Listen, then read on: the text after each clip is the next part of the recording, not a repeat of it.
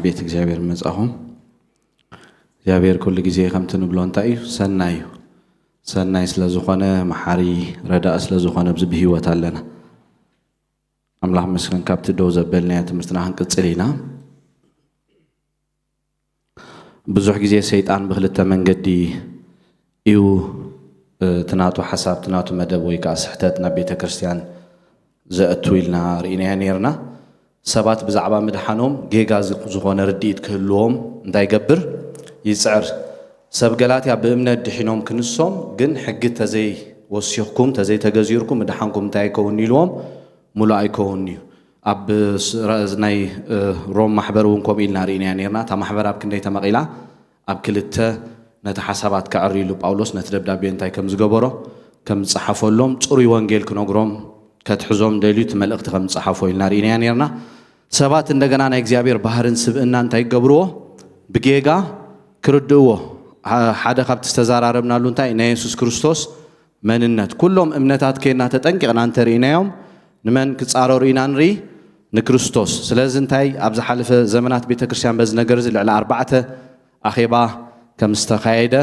ኢየሱስ ክርስቶስ ገሊኣቶም ሰብ ይብሉ ገሊኣቶም መንፈስ እዩ ገሊኣቶም እንዳበሉ እንታይ ይገብሩ ነይሮም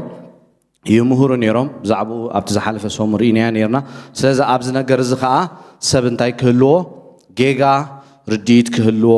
ይደሊ ሰይጣን ስለዚ በዚ ዓይነት ነገራት በዚ ክልተ ነገራት ናብ ቤት ኣምላኽ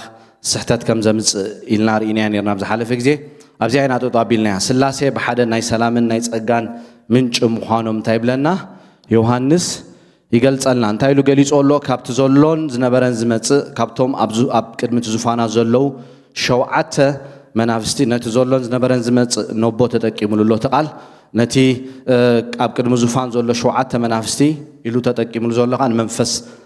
ቅዱስ ከም መግለጽ ገይሩ ተጠቂሙሉ ኣሎ ዮሐንስ ነቲ ካብ ሙታን ዝተንሰ እሙን ምስክር ኢሉ ንወዲ ኣምላኽ ካንታ ክገብሮ ከሎ ኣብዚ ክገልጾ ከሎ ስለዚ ናይ ስላሴ ሓሳብ በብሓደ ናይ ሰላምን ምንጪ ምዃኖም ዮሐንስ እንታይ ከም ዝገበረ ኣብዚ ጥቕሲ እዚ ኣብ ጥቕሲ 4 ኣብ ጥቕሲ 5 ኢና ንሪኦ ስለዚ ኣብ ወልድ መንፈስ ቅዱስ ከመይ ኢሉ ከም ዝገለጾም ኣብዚ ሓሳብ ክንሪኦ ኢና እግዚአብሔር ኣቦ ነቦ እንታይ ኢሉ ገሊጹ ኣሎ ካብቲ ዘሎን ዝነበረን ዝመጽእን ይብሎ ዝነበረ ዘሎ ዝመጽእ ኢሉ ኣብዚ ጥቕሲ እንታይ ከም ዝገበሮ ከም ዝተቐሶ እዚ ንእግዚአብሔር ዝተዋህበ ስም ኣብ ካልእ መጽሓፍ ቅዱስ ዘይተጠቐሰ ኣብ ራእይ ዮሐንስ ጥራይ እንታይ ንገብሮ ተጠቂሱ ንረኽቦ ዝሓሳብ እዚ ካብቲ ዘሎን ዝመጽእን ኢሉ ዮሐንስ ኣብቲ ምዕራፍ 1 ጥቕሲ 8 ኣብቲ ምዕራፍ 4 ጥቕሲ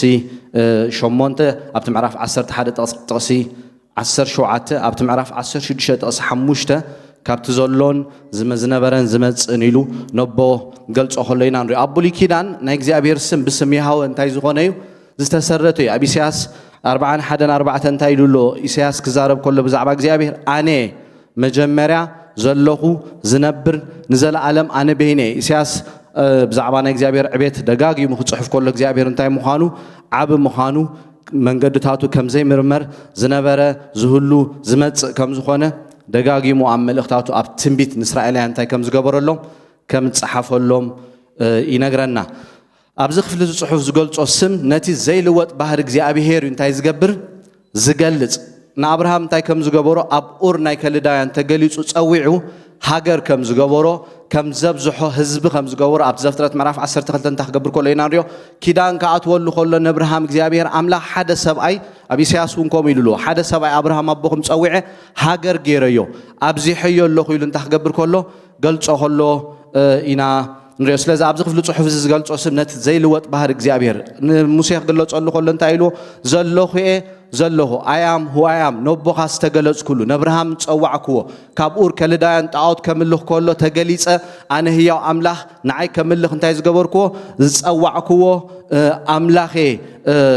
ኢሉ ንሙሴ እንታይ ክገብሮ ከሎ ክግለጸሉ ከሎ ኢና ንሪኦ ስለዚ ዘለኹ ነቦኻ ዝተገለጽኩሉ ሕጂ እውን ኣነ ንእስራኤላውያን እንታይ ክገብር ወሪደ ኣለኹ ከናግፍ ወሪደ ኣለኹ ሓራ ክገብሮም ተንስየ ኣለኹ ካብ ኢድ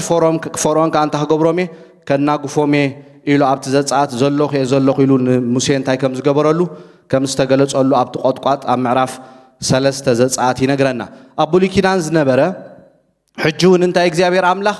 ዘሎ እዩ ንዘለዓለም እውን እንታይ ዝገብር እዩ ዝነብር እዩ እግዚአብሔር አምላኽ እንታይ ዘለዓለማዊ ኣምላኽ እዩ ኣብ እስራኤል ምስ እስራኤል እንታይ ዝገበረ ኪዳን ዝኣተወ ኣብ ዘፍጥረት ምዕራፍ 12 ንኣብርሃም ኪዳን ዝኣተወሉ ንዳዊት ኣብ ካልኣይ ሳሙኤል ምዕራፍ 7 እንታይ ዝገበሮ ኪዳን ዝኣተወሉ እግዚአብሔር ኣምላኽ ንህዝቡ ንሙሴ ኣብ ማውንቴን ሳይናይ ኣብቲ ከረን ተገሊጹ ንህዝቡ እንታይ ከም ዝገበረ ኪዳን ከም ዝኣተወ ምሕረቱ እንታይ ዝኾነ ብዙሕ ዝኾነ እግዚአብሔር ክደክም ከለኻ ዝረድእ ዘጸናንዕ ዝድግፍ እንደገና እንታይ ዝገዝእ بجاكو ولا حدا ملاك يلن السي نبينو እግዚአብሔር አምላኽ እንታይ ዝገብር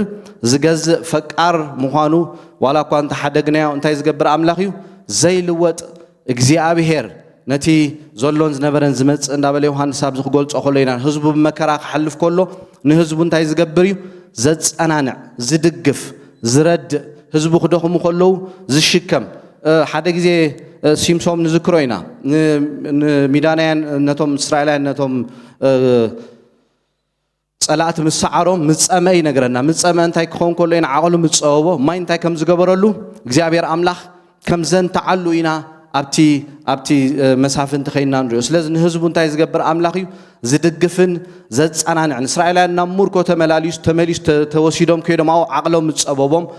ኩሉ ነገሮም ምስረስዑ እግዚአብሔር አምላኽ እንታይ ከም ዝገበሮም ብሕዝቅኤል ኬሩ ነቲ ዓጻጽምቲ ህይወት እንታይ ከም ዝገበረሉ ከም ዝሰኹዓሉ ከም ዝትንስኡ ናብ ዓዶም እንታይ ከም ዝገብሩ ከም ዝምለሱ ከም ዝድግፎም ከም ዝረዶም ኣብኡ ንሕዝቅኤል ክግለጸሉ ኸሎ ኢና ንሪኦ ስለዚ እንታይ እግዚአብሔር አምላኽ ዘበርትዕ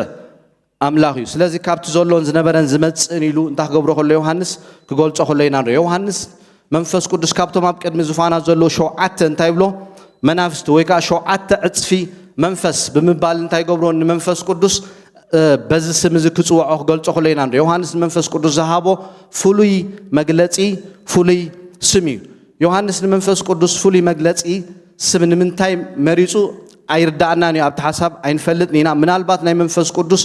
ሙሉእነት ፍጹምነት ከርኢ ደልዩ ይኸውን ሸውዓተ ናይ ሙሉእነት ምልክት ምዃኑ እንታይ ኢልና ነርና ኣብ ዝሓለፈ ግዜ ክንርስዖ የብልና ኣብ ኢሳያስ 11:2 እንታይ ኢሉ ኣብ ልዕሉ መንፈስ ጥበብን ኣእምሮን እንታይ ከም ዝገብር ኣብ ክርስቶስ ከም ዝወርድ መንፈስ ምኽርን ሓይልን ፍልጠትን ፍርሃቱን ከዓ ኣብ ጎይታ ኢየሱስ ክርስቶስ እንታይ ከም ዝኸውን ብሓይሊ ከም ዝገዝእ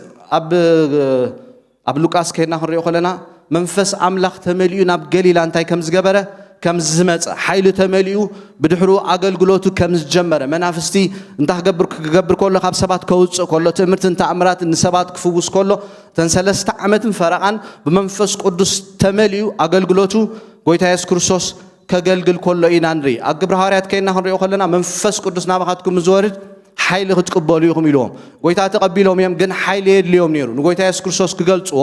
ክብሩ ክገልጹ መሳኽር ክኾኑ ንሰባት ካብ ድቕድቕ ካብ ጸልማት ከውጽኡ ናይ እግዚአብሔር ክብሪ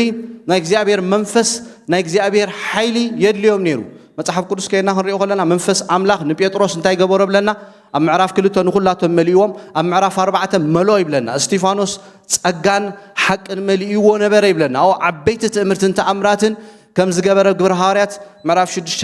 ይነግረና ኣብ ምዕራፍ 19 ቢድ ጳውሎስ ብዙሕ ዝዓይነቱ ትእምርትን ተኣምራትን እግዚአብሔር አምላኽ ቦ ሓሊፉ መንፈስ መሊኡ ከም ዝዓየ ኣብ ኤፌሶን ነቶም ጠንቆልት እንታይ ከም ዝገበሮም ናብ ጎይታ ከም ዘምጾም ነቲ መጽሓፍት እንታይ ከም ዝገበሮ ከም ዘንደድዎ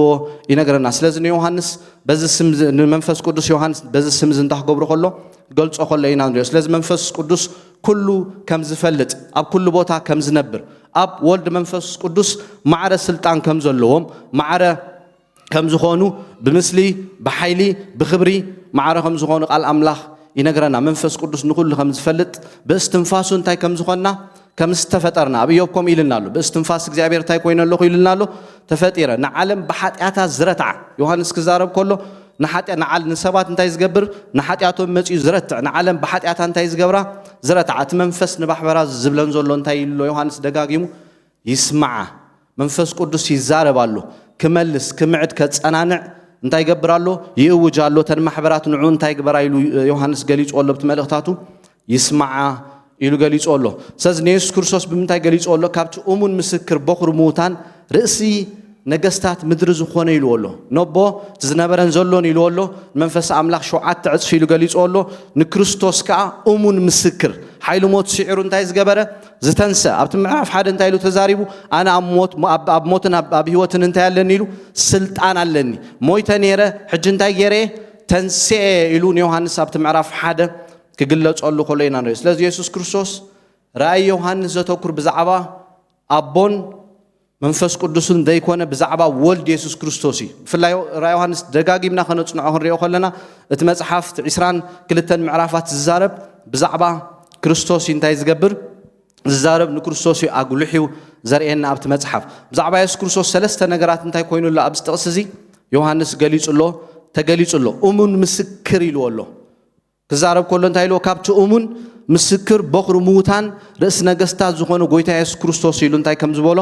ከም ዝገለጾ እሙን ምስክር ኢሉ ከም እሙን ምስክር ገይሩ ከዓ ከቕርቦ ከሎ ኢና ንሪኦ ኣብዚ ንሪኦ ባህሪ ኣምላኽ ከምዘይ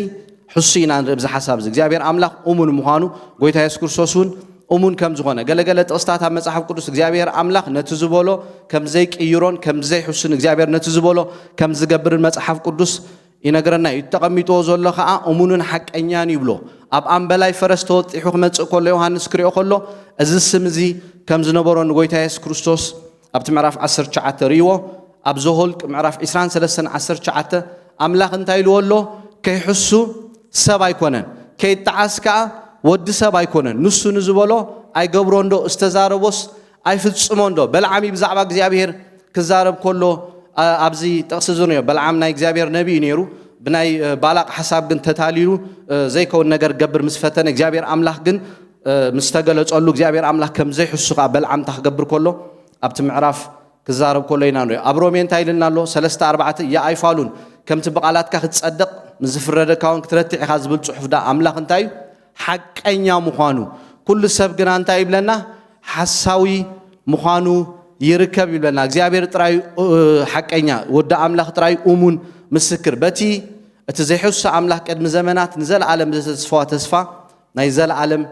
ህይወት ይልና ኣሎ ታዛሃበና ተስፋ እምንቲ ተስፋ ከም ዝኾነት ኣብ ሮሜ ምዕራፍ 5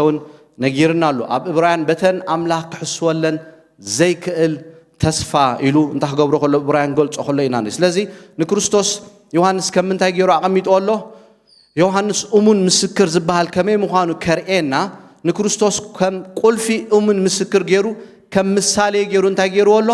ኣብዚ ጥቕስ እዚ ኣብዚ 4:5 ጥቕስ ኣቐሪቦ ኣሎ ኣብ ምድሪ ኣብ ዝነበረሉ ግዜ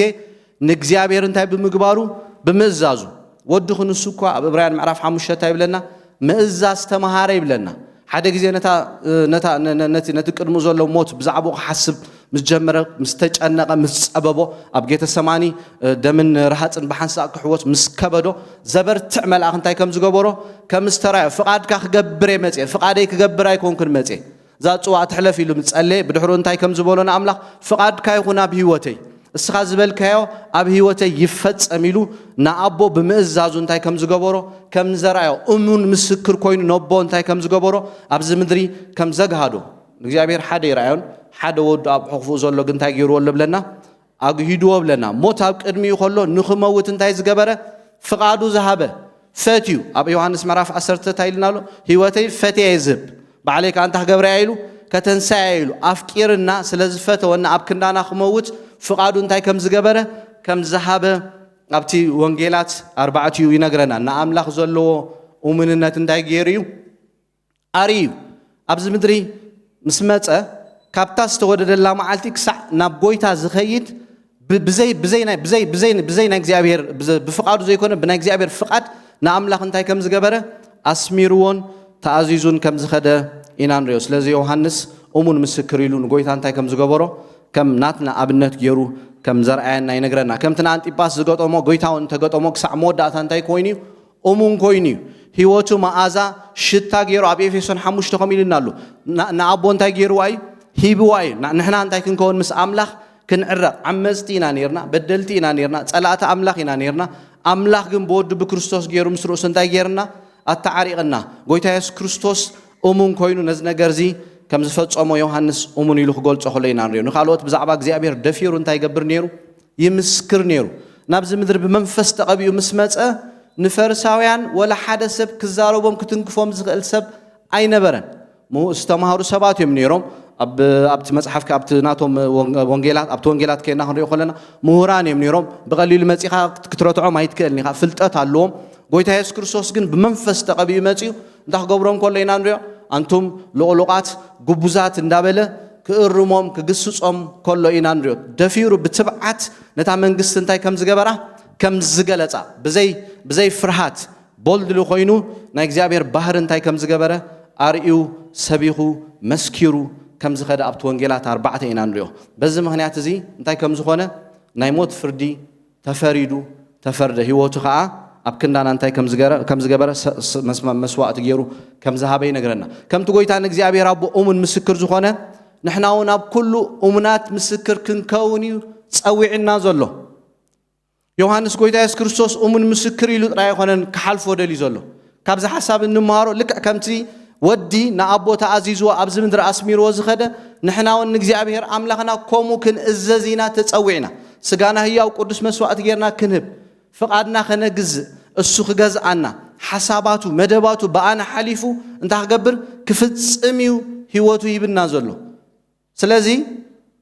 ምስክር ክንከውን ከምኡ ኢሎም መንፈስ ቅዱስ ናባኻትኩም ምዝወርድ እንታይ ኢልዎም ኣሎ መሰኻኽር ክትኮኑን ኢኹም ሓይሊ ክትምሉ ኢኹም መንፈስ ቅዱስ ኣብ ግብራርያት ምዕራፍ 2 ናብ ኣታቶም ምስ ወረደ ኣብ ኩሉ ቦታ ከይዶም እዮም መስኪሮም ንመን እዮም መስኪሮሞ ንጎይታ እዮም መስኪሮም ብዛዕባ እዮም መስኪሮም ዝረኣይዎ ዝረምሰስዎ ዝሰምዕዎ ሓቂ ዮሐንስ ከምኡ ኢሉ ነታ ዝተዓምዋ ህይወት ናብ ኩሉ ቦታ ከይዶም እንታይ ገይሮም ከም ዝመስከሩ እዩ ዝነግረና እሙናት ኮይኖም ከዓ ወዲኦሞ ንፍቓዶም ዘይኮነ ንጎይታ ነቢሮም ካብዚ ምድሪ እንታይ ከም ዝኾኑ ከም ዝሓለፉ ንሕና እውን እሙናት መሰኻኽር ኮይና ንኣምላኽ ንወዲ ከነገልግሎ ኢና እንታይ ኮይና ዘለና ካብ ደቕደቕ ጸልማት ወፂና ዘለና ስለዚ እሙን ምስክር ኢሉ እንታይ ገይርዎ ኣሎ ገሊጹ ኣሎ እንደገና ካልኣይ ሓሳብ ከዓ እንታይ ኢሉ ገሊጹ ኣሎ በኹሪ ሙታን ካብ ሙታን እንታይ ዝገበረ እዩ ዝተንሰዩ ኣብቲ ዮሐንስ ክጅምር ከሎ እቲ ሓሳብ እንታይ ኢልዎ ኣሎ ኣብ ሞትን ኣብ ህይወትን እንታይ ኣለኒ ኢልዎ ኣሎ ስልጣን ኣለኒ ኣነ ሞይተ ነይረ ሕጂ እንታይ ገይረ ንሓይሊ ሞት ስዒረ ተንስኤ ኢሉ እንታይ ክገብሮ ከሎ ክግለጸሉ ከሎ ኢና ንሪኦ ናይ ሰብ ሓደ ጸላእ እንታይ እዩ ሞት እዩ ኣብ ስደት ክርስትና ነቶም ብስደት ዝሓልፉ ዝነበሩ ዝኸብዶም ዝነበረ ከዓ ሓደ ሞት እዩ ናብ እንዳንበሳ ናብ ሓዊ ናብ ኩሉ ነገራት ከኣቱ ቅተሉ ከለዉ ሰባት እዮም ይፈርህዮም ይኸብዶም ነይሩ ጸኒዖም ደው ክብሉ እኳ እንተሞቱ እቲ ንሞት ስዒሩ ዝተንስኦ ጎይቶምን ጎይታናን ከም ዘተንስኦም እንታይ ይገብር ኣሎ ዮሐንስ የተሓሳስቦም ኣሎ ጎይታኹም ንባዕሉ ንሞት ስዒሩ እንታይ ገይሩ እዩ ተንስዩ እንተሞትኩም ስልኡ እንታይ ክገብረኩም እዩ ከተንስኣኩም እዩ ንዑ እሙናት ኩኑ እንዳበለ ዮሐንስ ኣብቲ መልእኽታት ክነግር ከሎ ኢና ንሪኦ በኹሪ ሙታን ኢሉ እንታይ ገብሮ ይገልጾ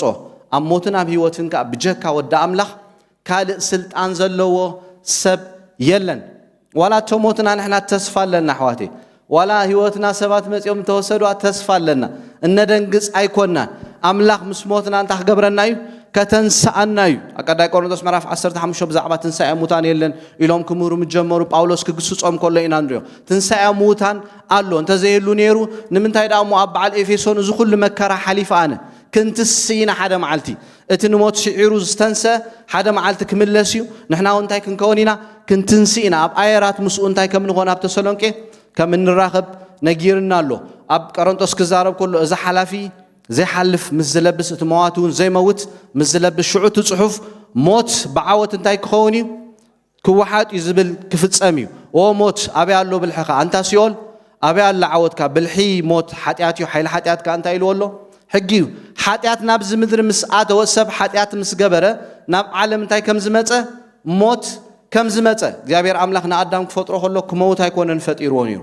ካብቲ ሕማቕን ጽቡቕን እተፍልጥኦም ካብኣ ምስ ትበልዕ እንታይ ክትከውን ኢኻ ኢልዎ ክትመውት ኢኻ ኢልዎ ልክዕ ነታ ትእዛዝ ምስ ተሓሳ ናይ መንፈስ ኣምላኽ ካብኡ ክእሎ ከሎ እንደገና ብስጋ እንታይ ክኾን ከሎ ክመውት ከሎ ዘለዓለማዊ ምፍላይ ዝበሃል ነገር ከዓ ናብ ምድሪ እንታይ ከም ዝኾነ ከም ዝኣተወ መጽሓፍ ቅዱስ ይነግረና ስለዚ ሰብ ምስ በደለ ሓጢኣት ምስ ገበረ ናብዚ ምድሪ እንታይ ኣትዩ ሞት ኣትዩ ወዲ ኣምላኽ ግን እንታይ ገይሩ ንሓይሊ ሞት ስዒሩ ተንስዩ ንሞት እንታይ ዝገበረ ዝሰዓረ ንሕና እውን ካብኡ ዝተላዕለ ህይወት ከም ዝረኸብና መጽሓፍ ቅዱስ ይምህረና ርእሲ ነገስታት ምድሪ ዝኾነ ይብሎ ብዛዕባ ሳልሳይ ሓሳብ መንነት ናቱ ክዛረብ ኣብ ሰማይ ናብ ምድሪ ርእሲ ነገስታት ዝኾነ ንሱ በይኑ ጎይታ እዩ ኣብ ቆሎሴ እንታይ ኢልና ኣሎ ጎይትነት ሕልቅነት ስልጣናት ዝረአ ዘይረአ ኩሉ ብመን ተፈጢሩ ኣሎ بودا أملاخ تفتيرو له نسو قويتايو نقص نقستاتيو أملاخ أمالختيو كل زغل يسوس مخانو أبز قليس أولو تمالن لو من زال عالم تايسو رأس نقستات مدري زخونا يلو يوحنس أبز قول تقول له إنان ديس لازم أبتي تقسن تايلو قليس أولو أمون مسكر يلو أولو هيواتو أمون كويننا أملاخ كم زقزة بقرو موتان نموت شعرو خمستنسة ندقنا رأسي نقستات قويتات مخانوخا يوحنس قويتا يسكرسوس بس سلسة نقرات بس سمزي قلت أخو لينا يوحنس تتكملو سلام تالك كم تباولوس استتكملو سلام تايو زخون يسوس كريستوس أجان سلام انتاي يغونيلو مساحاتكم يغون تتأجا زبل أبتقرنيانا تأجا يلو ترأي قليش أولو أبتناي بخرج صحف كينا هنريو خلنا حتى عن كلنا بدلت خلنا مس أملاخ بود بكريستوس كنعرق كيلنا السوت رأي كأكل كا نود أملاخ نوبخ نزوزو إمباري قبرنا حيلي هبنا أملاخ قدم تحت حقينا نيرنا تحت تأجا يكوننا نيرنا حجقن بود بكريستوس أمن تاينا خوينا داقم تولينا منفس أملاخ دلوي كرد عنا كدقفنا كنفري منفسها فرزة بلعبي وتنابتي قالاتها معرف حموشته يلوزله عقل اللوهات امنت إذا كل نجارات كنفري أبتحت من تاينا زلنا أبتحتي تأجعنا زلنا تأجع بجري كينا هنروح لنا كاري سبلون زي جبا عنا قدم نحنا أبتحت سيطان تجزينا زنبرنا بحساباتنا بجبرنا بدلت عمست زنبرنا سألات أملاخ زنبرنا كاب أملاخ تفلينا زنبرنا أملاخ بود بكريستوس تاي كم زجبرنا مسرؤسو كم زت تعارقنا قال أملاخي نجرنا نزي جبوم زي جبا عنا كجزاء زي كل أملاخ نت أو هبت ذهبنا جزء زيت كل كتعدقو زيت كل سريح كاز زيت رخبو أبراهيم عرف 4 تايز بلنا أبراهام نتصدق استقاط أرلو سلاز جبر يكونن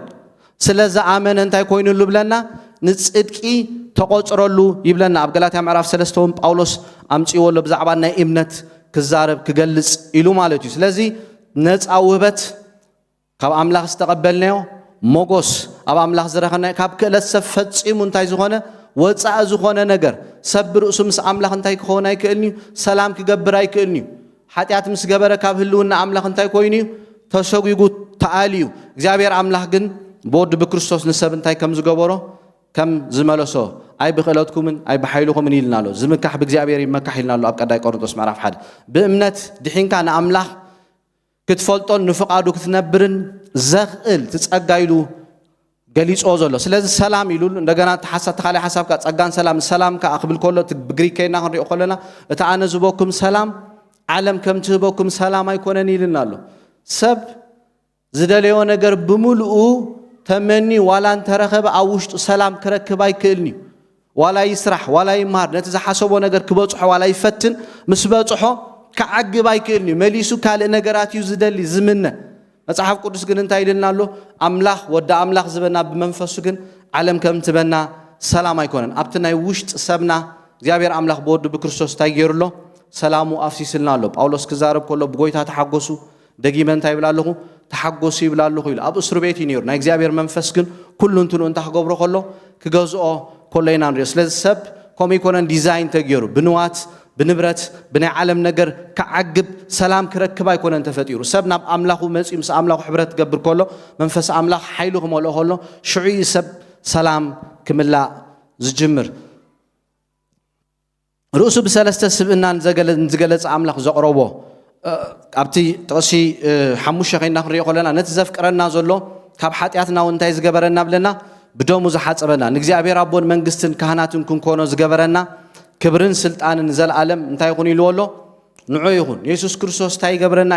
يفكرنا سلازا فكرنا ابكندانا انت يجيرو هيوت هيبو بسدات يكون بمكر ابنا حلفو غيزه كي ترفقوا كم زفكرنا نزطنققلنا ارغز اኛታት كن كونالنا ብዙ ጊዜ እንታይና ንኸውን ኣብ መስቀል ዝገበሮ ኣብ መስቀል ዝኣቶ ኪዳን ቀሊል ኪዳን ኣይኮነን በወድ በክርስቶስ እግዚአብሔር አምላክ ሓደ ጊዜ በስተፈላለየ ነገር ክንሐልፍ ኮለና አምላክ እንታይ ይዝመስለና ዝረሳዓና ዝሓደገና ዝጠንጠነና ይዝመስለና ፍቅሩ ግን ኩሉ ጊዜ እንታይ አይኮኒ አይቅየርኒ በዝርግፀኛታት ክንከውን አለና ፍቅሩ ኣብ መስቀል ኣብ ክንዳና መስዋዕት ብምዃን እንታይ ጌርናይ አሪናይ አብሮሜ ክዛረብ ኮሎ ጸላእቱ ኮለና ዓመጽቱ ኮለና ህሬና ተሐሳብ በደልቱ ኮለና بهيوتو بفقعو دمجي هيوتو انتاي كم زغبره كم ذهب مس املاح كم زت عرقنا بامنت بصقا كم زدحنا يز نغرنا بتمعرف حمشته بنحالفو زبله كله كي تلوط انتاي غبرنايو فقرو يرئينا له جزاء كنسو بعد سلطان كنسو كم تكالو سلطانو من رؤسهم تقم زوعلو ذي كونه سلطانو عم انتاي استمر كوسي أفقر استمر كوسي زيابير عملا خبولي كيدان نسب حق فتينوي أب حدش كيدان جن بود بكريستوس انتاي كوينو بفقري تجليسو فقر انتاي كم زجبرنا كم زرعنا رأي ولد عملا كنبال أبو خميس بله فقر انتاي جيرنا له أفكيرنا له يبلنا كابتا فقر كريستوس زفلنا مني كم يوم انتقى ملو معلت نقتل علونا كم تابعي محردو انتاي كنا بلنا تقصرنا زبل صحف انك أدو سببادو سددو تمدو أركاندو فره ويسيفي موت كونه وهيوت ملاقته كونه ويجزعت زلوا كونه ويزمت ويحيلتات لعلز بلا يكون تحت زبالة كاب فترتون انتو كونه كاب تاب كريستوس يسوع قويتانا زلا فقري كتو كفلنا زي كونه له أرجيس انتاي جبرالله أرجيس اللهم بز كله بتزفكرنا أتبيعنا أنتين خونينا إلنا كاب سعرتي نبلت إنا يبلنا يسوع كريستوس أبكندنا حتياتو أبكند حتياتنا هيوتو خمسة هبة بتي كم تزرعنا كاب فقري استلعله أمسك البماتو زجبره تجبار مخانو يوحنا استيجرنا له يرينا له ويك أيام الكت كهناتن منجستن كم زجبرنا خمسة فكرنا ينقرنا أبرومين تايلنا له جناح الدخمات كلنا كريستوس بيجي من تعمد أنت يقينيو موت أبكندي حدث عادة زموت كوازر كباي مثلاً ندعي أبكندي تتصبغ زجبر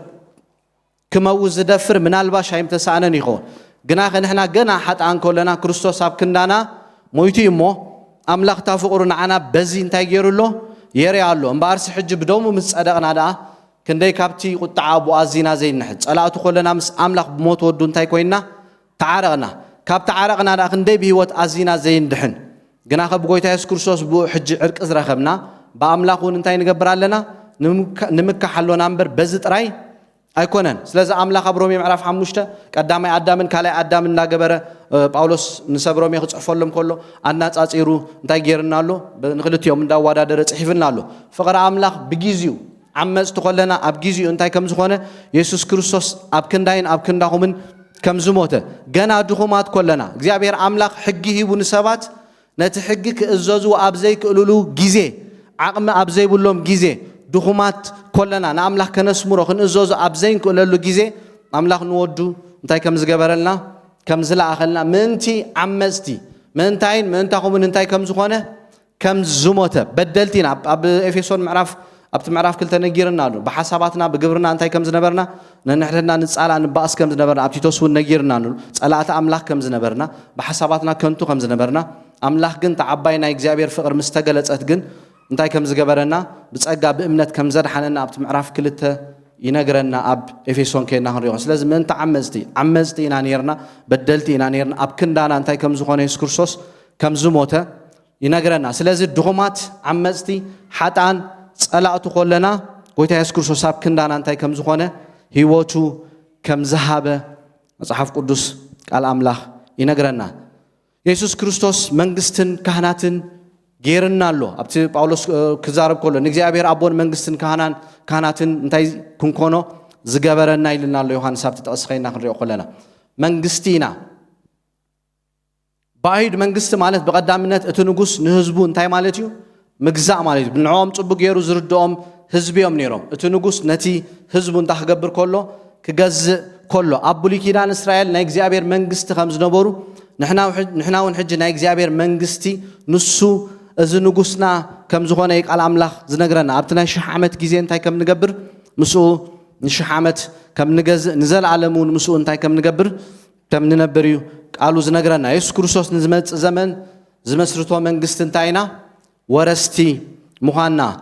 ناتو منجستي كم زخانة ينقرنا أوكي كلاي أبتلا خينا هنريو خلنا أنتاي جيرنا له كهنات كال وكيلو نابك زي أبي هرن تايز جبر زقرب أمونغ أملاخن سبن كوينو زت تعارق أبزلاويان معرف عشر شيء خينا هنريو خلنا تكهن تهزب مستعكب إسرائيل كاب كله على مسمته يوم كبري بهلا بعمت حدك زين تايز جبرلو زكابلو مس أملاخ زت تعارقلو إسرائيلان نفسه كف عمت زبعلو بعلنيرو مستعكبو تكهن كلته دبيلا يمت نتحدى إيديهم برولو نتحدى عن تاي جبره ናብ በረኻ ይኸይድ ይስጎግ ተሓደኻ እንታይ ይኸውን ይቕተል ህዝብን ኣምላኽን ህዝብን ብኸምኡ እንታይ ይገብር ነይሩ እቲ ካህን የተዓርቆም ከም ዝነበረ ስለዚ ንሕና እንታይ ከም ዝኾንና ካህናት ከም ዝኾንና ኣብ ማእከል ኮይና ንሰብና ኣምላኽን ከም ነተዓርቕ ጳውሎስ ከምኡ ኢልና ኣሎ መዓዛ ኢና ሽታ ኢና ኢሉ ንሰብ ካብ ሞት ናብ ሞት ካብ ህይወት ናብ ህይወት ከነሳግር እንኽእል እንዳበለ ኣብቲ ካልኣይ ቆሮንጦስ ምዕራፍ 2 ብዛዕባ መንነትና ተዛሪብሎ ንእግዚአብሔር ወኪሉ ንሰባት እንታይ ዝገብር ዝዛረብ ኣምባሳደር ወኪል ኢና ንሕና እግዚአብሔር ኣብ ሰማይ ዘሎ ኢሳያስ ከምኡ ኢሎ ምዕራፍ 6 መንከ ኸደለዩ ንመንከ ክልእኽ ምስ በለ ኢሳያስ እንታይ ኢሉ ንዓይ ላኣኸኒ ኢልዎ ስለዚ ንሕና እንታይ ኢና ወኪል ኢና ንኣምላኽ ንሰብን ኣብ ማእከል ኮይንና እንታይ ንገብር ኢና መስኪርና ምስ ኣምላኽ ነተዓርቕ ካህናት ኢና እግዚአብሔር ዝገበረልና ነገር ንኻልኦት ክንምስክር ይደልየና እዩ ከመይ ካብ ደቕደቕ ጸልማት ኩላትና እንተን ሕተት ነርና እግዚአብሔር ካብ ብዙሕ ነገር ዘውፃና ህዝቢ ኢና ነዚ ዝጠዓምናዮ ዝረምሰስናዮ ነገር ከዓ ንኻልኦት እንታይ ክንገብር ክንዛረብ ክንምስክር ይደልየና ንዑ ካህናትን መንግስትን ጌርና ዘሎ ካህናት ከም ምዃንና መጠን ተሓደ ነቲ ሓደ እንታይ ክገብረሉ ክጽልየሉ ኣብ ነንሕድና እንታይ ክንገብር ክንጻላለ ስልጣን ተዋሂብና እዩ ሓውና ካልእ ሰብ ክደክም ከሎ ኣብቲ ነጋዕ ደው ኢልና እንታይ ክንገብር ስለቲ ካልእ ክንጽልይ ዓንቶይኮም ተጸልየና ነይራ ከምኡ ስልጣን ዝተዋህበና ህዝቢ ኢና ሓደ ግዜ ክንደክም ከለና እግዚአብሔር ኣምላኽ ንኻልኦት ኣሕዋትና ኣተንሲኡ እንታይ ገብረና እዩ የበርትዓና እዩ ልክ ዓብቲ ዝደኸምናሉ ግዜ ክምስክሩልና ንሰሚዕና ኣምላኽ ኣብ ልብያ ኣንቢርካ ክጽልየልካ ሓዲረ ብሉኻ ኣብቲ ሽዑ ግዜ ግን ረድኤት የድልየካ ኮይኑ ይጸንሕ ማለት ስለዚ ካህናት ከም ምዃንና መጠን ተሓደ ነቲ ሓደ እንታይ ክገብረሉ ኣለዎ ክጽልየሉ ኣለዎ እንተበርቲዕና እንተሓይልና ነቶም ዝደኸሙ እንታይ ክንገብር እዩ ክንጽልዩ ኣብ ሮሜ ምዕራፍ 15 ነጊርና ኣሎ ካህናት ነንሕድሕድና ሕሊፍና ክንዋሃብ ነንሕድሕድና ክንዲቫይድድ ከውን ክንማቓል እግዚአብሔር ኣምላኽ ባህ የብሎን እዩ ነንሕድሕድና ግን እንታይ ክንገብር ክንጻላለ ክንዳጋገፍ እዩ ዝደልየና ከምኡ ነቶም ዘይደሓኑ ኣብ ትሕቲ ግዝኣት ሰይጣን ዘለዉ ክንጽሊ ናይ ነፍሲ ወከፍና ሓላፍነት እዩ ኣብ ዝተኣኪብና ዘለና ገለ ሰባት ዋጋ ከፊሎም እንላዮም ኣብዚ መፂና ዘለና ገለ ሰባት ጸልዮም እንላዮም ኣብቲ ነጋዕ ደው ኢሎም ይደሓኑ ኢሎም እንታይ ምስ ገበሩ ምስ ጸለዩ ኢና ነቲ ብርሃን ረኺብና ንሕና እውን the same ከምኡ ክንጽሊ ኢና ተጸዊዕና ስለ ዝጠፍኡ ነብሳት ኣብቲ ነጋዕ ኮይንና ከነማልድ ናይ ነፍሲ ወከፍና ሓላፍነት እዩ ፍቓዱ ክንፈልጥ ኩልንትናና መስዋዕቲ ጌርና ክንህቦ ይደልየና እግዚአብሔር ማለት ከም ካህናት ኩልንትናና ከነግዝእ ነቲ ዋናና ነቲ ገዛኢና ነቲ ጎይታ ዝኾነ ህይወትና ክንህብ ኣብ ሮሜ ምዕራፍ 12 ስጋና ህያው ቅዱስ መስዋዕቲ ጌርና ንኣምላኽ ክንቦ ምሕረት ኣምላኽ ሓቲትና ኣሎ ጳውሎስ ማለት እዩ ስለዚ ጎይታ ኢየሱስ ክርስቶስ በሰለስተ እዚ ኢየሱስ ክርስቶስ ከም ዘፍቅረና ብተጠስኸይና ክንሪኦ ኮና ኢየሱስ ክርስቶስ ካብ ሓጢኣትና ብደሙ እንታይ ከም ዝገበረና ከም ዝሓፀበና ኢየሱስ ክርስቶስ መንግስትን ካህናትን ከም ዝገበረና ዮሐንስ ኣብቲ ጥቕስ ነጊርና ኣሎ ናይ ኢየሱስ ክርስቶስ ምጽኣት ተስፋ ኣብቲ ጥቕስ 7 ክዛረብ ከሎ እንታይ ኢሉ ኣሎ እንሆ ብደመና ይመጽእ ኣሎ ኩለን ዓይነቶም ዝወግእዎ ከዓ ክርእይዎ እዮም ብዘለዎ ዓሌታት ምድሪ እውን ክበኺሉ እዮም እወን ኣሜን ኢልዎ ስለዚ ከም ዝመጽእ ዮሐንስ ኣብቲ ምዕራፍ ጥቕሲ 7 ገልጾ ከሎ ኢና ንሪኦ ኢየሱስ ብደመና እንታይ ክኸውን እዩ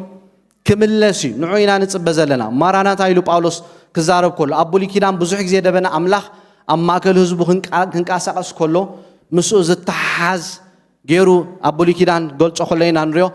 እግዚአብሔር ንህዝቡ ኣብ ምድረ በዳ ክመርሕ ከሎ ደበናኡ ከም ዝነበረ ቃል ኣምላኽ እንታይ ከም ዝገብረና ከም ዝምህረና ኢና ንሪኦ ስለዚ ካብ ግብፂ ከውፅኦም ከሎ ለይቲ በዓን ደበና ለይቲ በዓን ዳሓዊ ቀትሪ ከዓ በዓን ደበና እንታይ ገብሮም ከም ዝነበረ ይመርሖም ከም ዝነበረ ደበና ኢየሱስ ክርስቶስ ካብ ሰማይ ብዓወት ክምለስ ከሎ ዘንጸባርቕ መለኮታዊ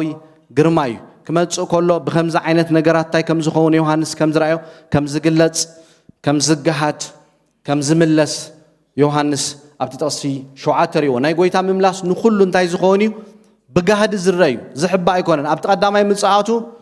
ስውር እዩ ነይሩ ኣብቲ ካልኣይ ምጽኣቱ ግን እንታይ ክኸውን እዩ ብጋህዲ ክኸውን እዩ ምምጽኡ ብስውር ዝግበር ዘይኮነ እቶም ዝወግኡ ወኣሂዱካ ከይተረፉ እንታይ ክገብርዎ እዮም ክርእይዎ እዮም ብኸመይ ከም ዝኸውን እንድዕ ክካሃድ ከሎ ጎይታ ኩሉ ዝኽእል ስለ ዝኾነ ኩሉ ከም ዝሪኦ ዮሐንስ ኣብዚ ጥቕሲ 7 ከምኡ ኢሉ ይገልጽ ናይ ጎይታ ምምላስ ንኻልኦት ናብ ብኽያት እንታይ ከም ዝገብሮም ከም ዝወስዶም ምናልባት ናይ ንስሓ ብኽያት ክኸውን ይኽእል እዩ ከምኡውን እግዚኣብሔር ደቂ ሰባት ኣብ ዘውርዶ ፍርዲ ዝኸውን ብኽያት ክኸውን ይኽእል እዩ ዳሕራይ ክምለስ ከሎ ሰባት ድሕሪ 7 ዓመት ናይቲ መከራ ግዜ ጎይታ ኢየሱስ ክርስቶስ ታይ ዝገብር ኣብ ኣምበላይ ፈረስ ተወጢሑ ዝመጽእ ብጎይታ ዘይኣምኑ ንኢየሱስ ዘይደለይዎን ካልኣይ ግዜ ዕድል ስለ ዘይረኽቡ እዚ ግዜ ዝነዓታቶም እንታይ ብለና ዓቢ ናይ ሓዘን ግዜ ከም ዝኾኖም ይቃል ኣምላኽ ዝነገረና ምስ ተመለሰ ብድሕሮ እንታይ ከም ዘየለ ወላ ሓንቲ ዕድል ካልኣይ ዕድል ከም ዘየለ እዩ ቃል ኣምላኽ ዝነገረና እግዚአብሔር ስለ ርእሱ ዝሃቦ ባህርያት መግለጺ ኣብቲ ጥቕስ 8 ታይሉሎ ኣልፋን ኦሜጋን ኣነ ይብል እቲ ዘሎን ዝነበረን ዝመጽን እቲ ኩሉ ዝኽእል እግዚአብሔር ኣምላኽ ባዕሉ ጎይታ ኢየሱስ ክርስቶስ ንዮሐንስ ኣነ ኣልፋ ኦሜጋ ተን ቃላት ከና ክንሪኦ ከለና ታ ኣልፋ ናይ ግሪክ ታ መጀመርያ ኣልፋ ታ መወዳእታ ኦሜጋ ናይ ግሪክ ቃል ከም ዝኾነ ኢና ንሪኦ ኣልፋን ኦሜጋን ኣብ ራ ዮሐንስ ጥራይና እንታይ ንገብሮ እንሪኦ ተጻሒፉ ብተሓሳብ ኣብ ካልእ ኣብ ብሉይ ኪዳን ኣይንረኽቦን ኢና ትርጉሙ መጀመርያን መወዳእታን ዝብል ኮይኑ ኣነ እቲ ቀዳማይን እቲ ዳሕራይን እዩ ጎይታ ኢየሱስ ክርስቶስ ክግለጸሉ ከሎ እንታይ ብለሎ ዮሐንስ ኣነ እቲ መጀመርያ ዘለኹ ዝመጽ ኣብ ትራ ዮሐንስ ኣብ ክልተ ሓሳብ ንረኽቦ ኣብ 26 ጥቕሲ 6 ኣብ 23 ጥቕሲ 13 ምስ ካልእ ክልተ ናይ ራእይ መጽሓፍ እንታይ ዝኸውን ዝዛመድ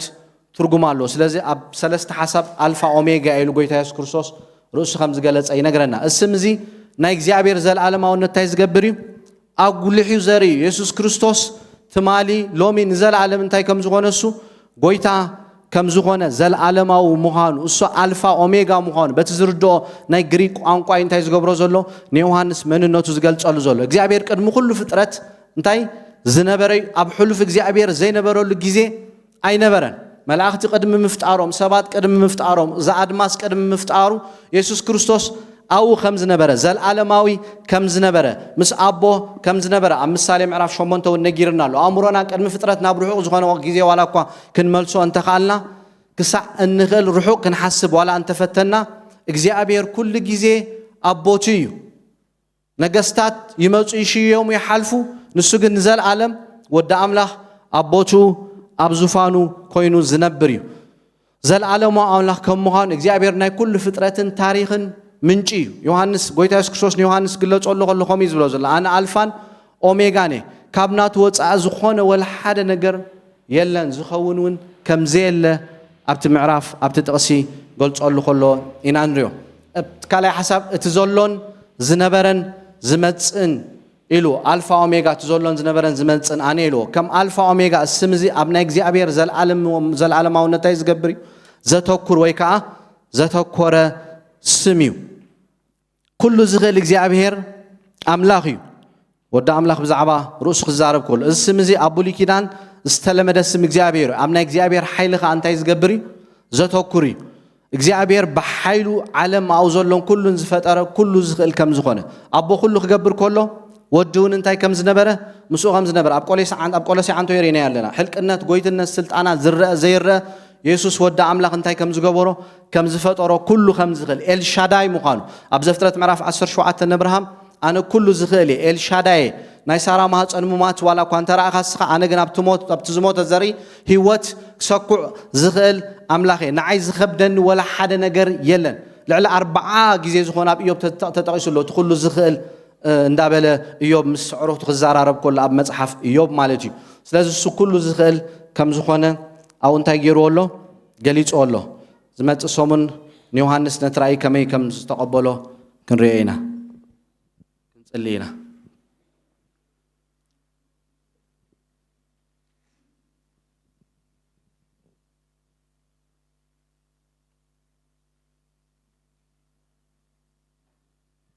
እግዚአብሔር ኣምላኽና ስለ ዘፍቀርካና ነመስግነካ ኣለና ከምኡ ኢሉ ዮሐንስ ገሊጹ ኣሎ ብራእይ መንግስትን ካህናትን ክንከውን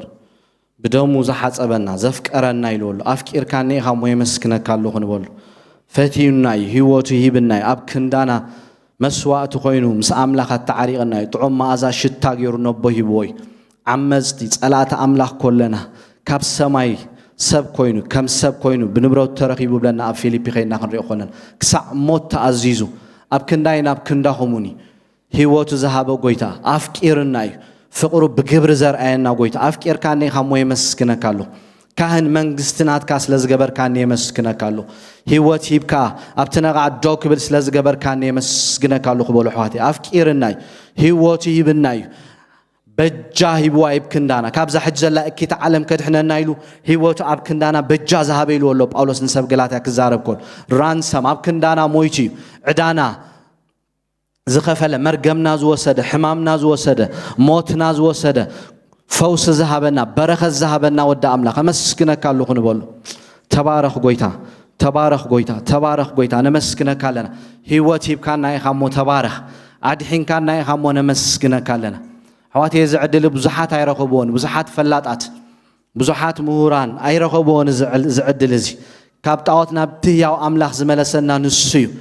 نسيو املاح حق نسخ بينك مخانك نتزلا اخيا ودخا ميمان اذن